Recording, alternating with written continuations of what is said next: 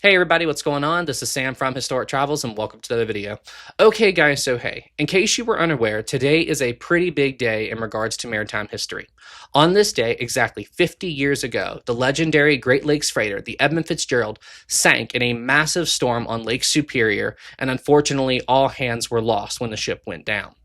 The last ship to be in contact with the Edmund Fitzgerald, the Arthur M. Anderson, was in constant radio communication with the Fitzgerald as both ships tried to navigate this storm. Both ships were in the storm together. The last transmission to be received from the Fitzgerald was from its captain, and the Anderson's captain asked the Fitzgerald's captain, "Are you guys okay?" The Fitzgerald responded, "We're holding our own." And then shortly after that, the Fitzgerald disappeared from radar, and while the Anderson's crew didn't know it at the time, the ship had just dropped to the bottom of Lake Superior with all hands on board. Now, what I thought I would do today to help commemorate the story of the Fitzgerald and all the lives that were lost on it is re-upload a film that I made, or a video I made, about the story of the Fitzgerald some time ago. Back in the early days of my YouTube channel, I made a documentary film covering the entire story of the Fitzgerald, covering the final storm, some sinking theories, and just everything that happened to the ship. So I thought I would put that in this video. That way, any of you out there that are new to my channel can learn the story of this legendary Great Lakes freighter. So yeah, sit back and relax, and we will tell the story of the legendary Edmund Fitzgerald. I hope you enjoy.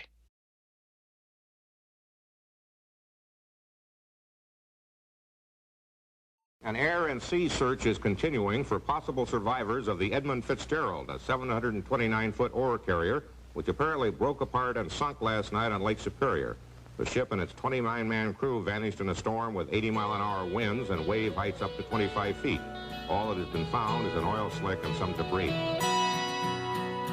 Hey everybody, what's going on? This is Sam with Historic Travels, and as always, before we get started today, I'd just like to take a quick moment to welcome all my new subscribers and to thank everybody who's leaving me comments and messages down below. Thank you guys, I really appreciate it.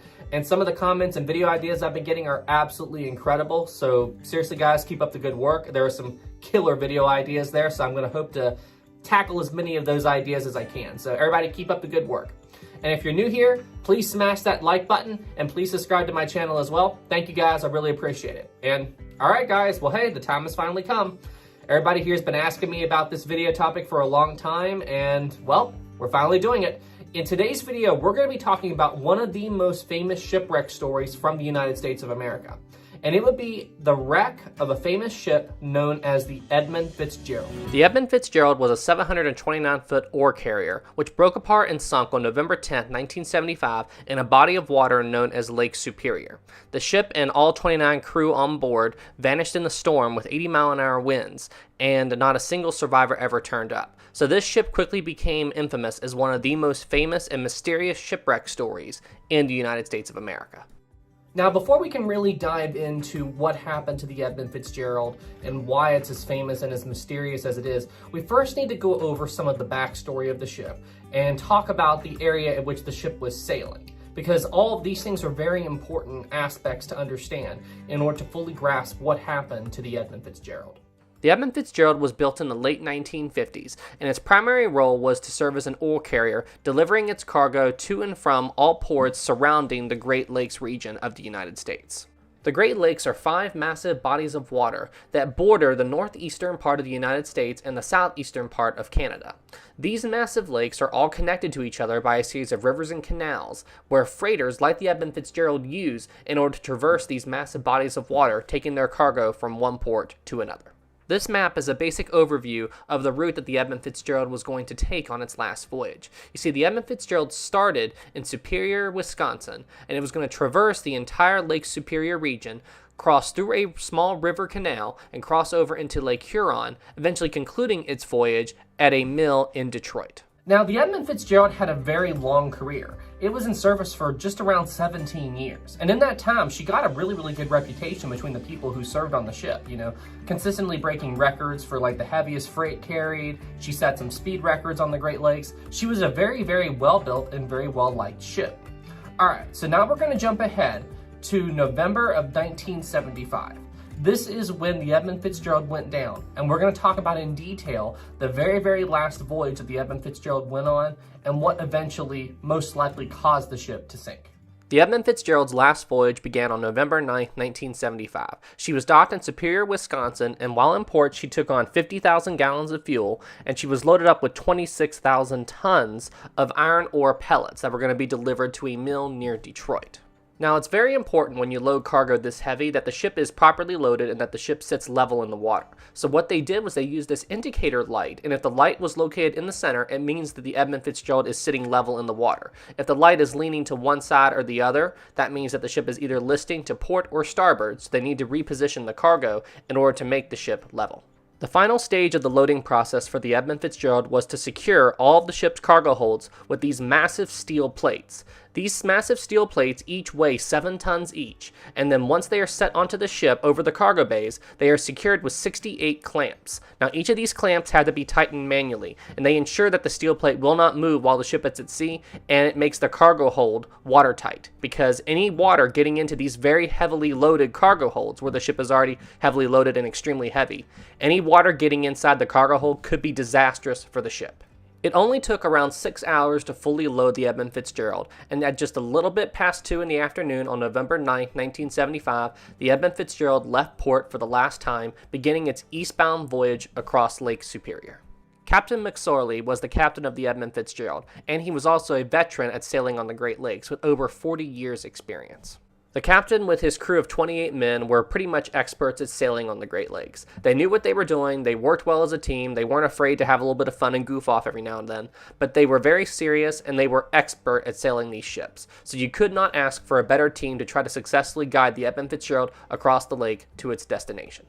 Now, right around the same time the Edmund Fitzgerald was heading out, another cargo ship called the Anderson was also leaving port. This ship would later become famous as the last cargo ship to be in contact with the Fitzgerald before she went down. The captain of the Anderson's name was Bernie Cooper, and he was in radio contact with the Edmund Fitzgerald through a good chunk of the voyage. So essentially what was going to happen was the Edmund Fitzgerald and the Anderson, the Edmund Fitzgerald being about 10 miles ahead, were essentially going to play follow the leader, as both of these cargo ships tried to traverse Lake Superior. However, right around the same time the Edmund Fitzgerald and the Anderson were leaving port, 2 volatile air masses were about to converge over top of Lake Superior, unleashing nature's fury on the Edmund Fitzgerald and the Anderson. And while the captains of the 2 ships didn't know this at the time, by the time the storm was over, only one of the 2 cargo ships would still be afloat on top of Lake Superior. Several hours into the voyage, the captain of the Edmund Fitzgerald and the Anderson both received their first weather warning. They saw that they had a gale warning and they had massive wind speeds of estimated to be around 40, 50, 60 miles per hour, and seas running up to 10 feet in height, which means really big waves are going to be hitting the ship. So what they decided to do, they did 2 things. They left the shipping lanes in Lake Superior and went further north, hoping that the northern shoreline would help shield them from the worst of the storm. And they also began to lock down everything, meaning they made sure all the doors and windows were shut. They secured any loose objects that could be, move around or cause damage to the ship. They basically got these ships storm ready. Now, these storm warnings weren't unusual.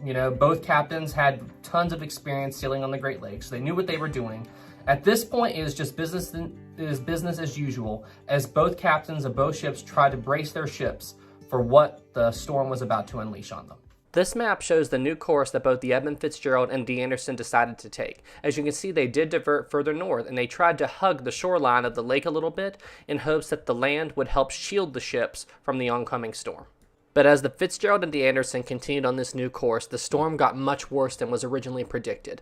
The wind was at times blowing over 100 miles per hour, and the seas had reached over 20 feet, battering the ship, rocking it back and forth, knocking things loose, and wreaking havoc on board the Edmund Fitzgerald. Now, around noon the next day, the weather wasn't getting any better. It was just consistently getting worse. So on November 10th, both ships were fighting horrible winds, massive waves were beating over the top of the ship. I mean, it was horrible conditions. Now, at this time, both ships needed to turn south.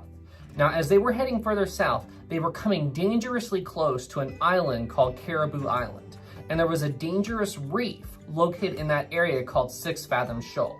Now, the Anderson was further out to sea than the Fitzgerald, but they were watching the Fitzgerald by radar, and they warned the captain they were dangerously close to 6 Fathom Shoal, which is essentially an area of water that has a bunch of razor-sharp rocks really close to the surface that could rip the bottom of a ship apart.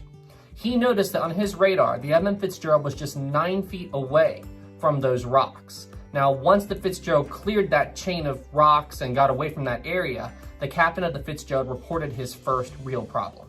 Around the time the Edmund Fitzgerald was passing Caribou Island and this dangerous reef, the conditions on board the ship were horrible. They were fighting 16 to 20 foot waves, and visibility was almost non-existent, and it was beginning to snow. The Anderson could only locate the Edmund Fitzgerald at this point by radar.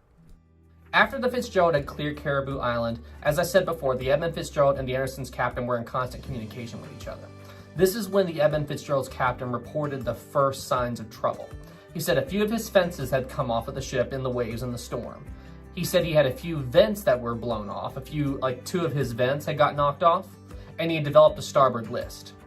So, to me, there is no real proof of this. But I think since this happened right after he passed Caribou Island, I think the bottom of the Fitzgerald, I think it grounded on a few rocks. I think this is just the ship model I've got. I think as the ship was fighting the waves and bouncing around, I think the bottom of the Fitzgerald actually hit a rock and then it kept on going.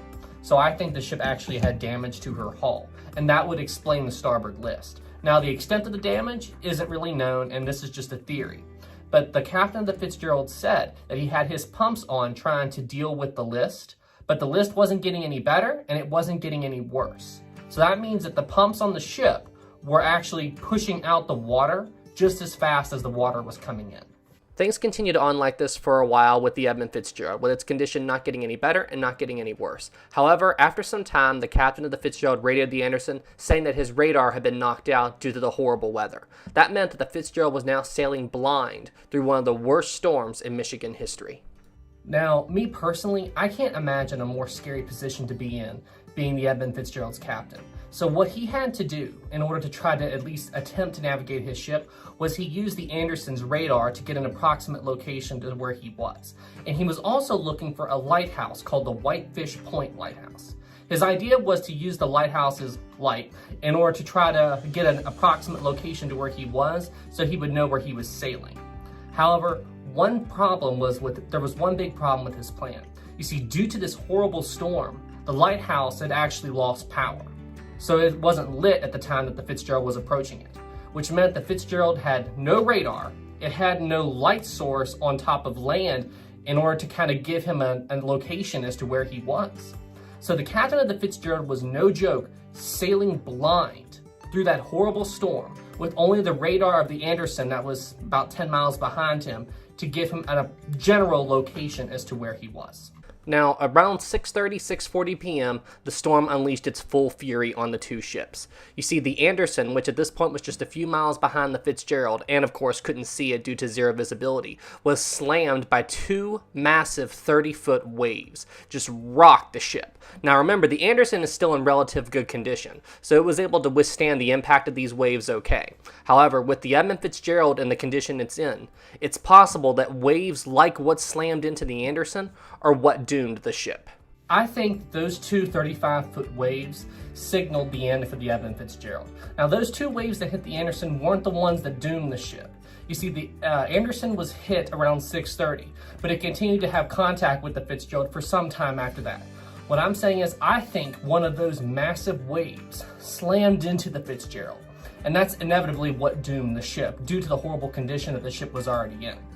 You see, about a half hour or so after the Anderson was slammed with these two waves, the Edmund Fitzgerald captain, it's roughly 7:10 p.m. at this point, radioed the Anderson and asked him to check his position. The Anderson reported in, and then the captain of the Anderson said, "How are you guys doing?" The captain of the Fitzgerald said, "We are holding our own." And then that was it. That was the last contact the Anderson had with the Edmund Fitzgerald.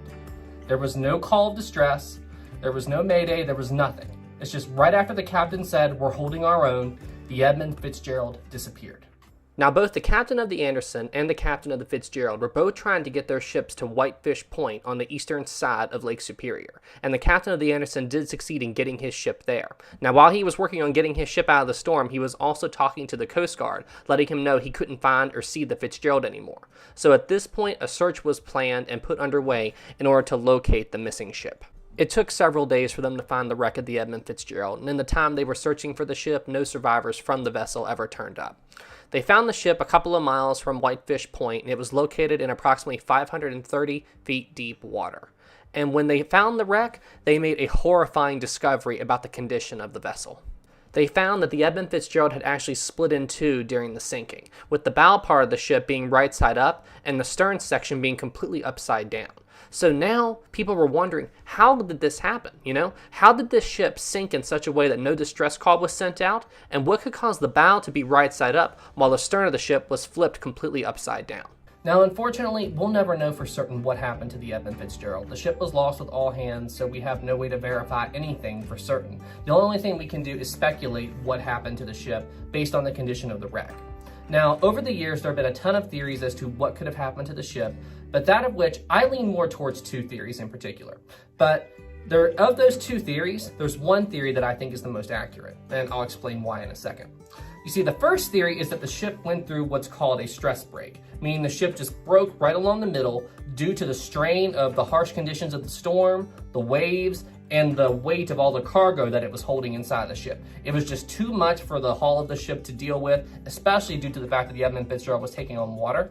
And the Edmund Fitzgerald basically just broke in half right down the middle, and then both halves separated and the ship just went down.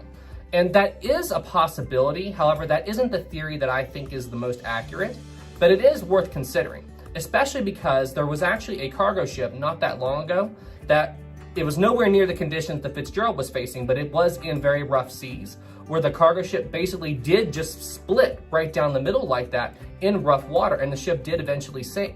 Anyway, this whole incident was actually recorded, and I will actually show that clip right now. Peace.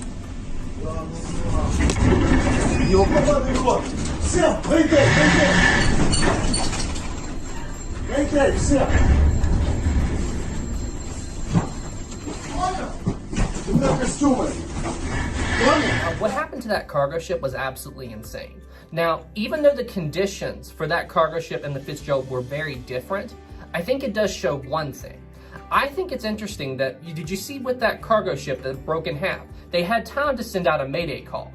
And you would think, even though the conditions with the Fitzgerald and that cargo ship were very different, that maybe the Fitzgerald would have had time to send out a mayday call too if the ship would have broke like that. You see, that's the main reason why I don't think that's what happened to the Fitzgerald. I think what happened to the Fitzgerald was instantaneous. The captain, the crew, none of them knew what was going on, and they didn't have time to react. So here's what I think happened to the Fitzgerald. I think the ship was sailing along, encountering these and dealing with these waves, and the captain was just focused on trying to keep his ship afloat.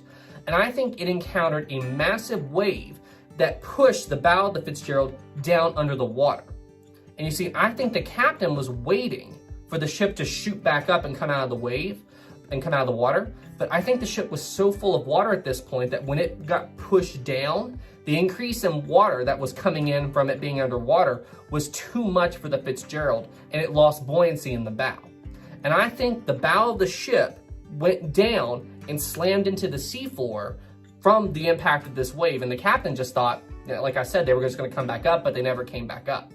I think the bow of the ship hit the bottom, and that the current on top of the water ripped the stern off because it was sticking up out of the water. Remember, the Edmund Fitzgerald was over 700 feet long, and it's in roughly 500 feet deep water. And I think the swell and the water on top just ripped the stern off and sent both sections of the Edmund Fitzgerald to the bottom. It would be very instantaneous, and no one on board the ship would even know what was happening until it was too late. This animation showcases what I was just talking about. You can see the Edmund Fitzgerald fighting these massive waves when the bow just drops underneath one massive wave and slams into the bottom of the lake. And then the back part of the ship, which is still above the water, is ripped off by the racing current of the ocean running around it. And then both the bow and the stern land on the bottom, just like we see on the wreck today. So yeah, as I said earlier, I think the second theory is the one that makes the most sense to me, because if the ship went down in that manner, it would explain why no distress call was ever received from the ship. It would explain how the bow and the stern ended up in the positions they are. It would explain why we never heard anything. And it would also explain, it would show why the ship disappeared the way it did, and the fact that it was instantaneous. The ship was there 1 second and then it was just gone. And to anybody on board, it would have been an instantaneous sinking. No one on board would have even known what was happening until it was too late. And yeah, that's my theory as to what happened, and that is the story of the Edmund Fitzgerald. Anyway, guys, thank you all so much for watching. I know this is one of my longer videos, but there was a lot of information to cover when it comes to the Edmund Fitzgerald. So thank you all for being here. And if you're new here, please subscribe to my channel. And anybody watching, please give my video a like. Thank you, guys. I really appreciate it. All right, everybody. Well, hey, I hope you enjoyed this video and you all stay safe out there. And everybody here, I'll see you in the next one. Have a good night, everybody.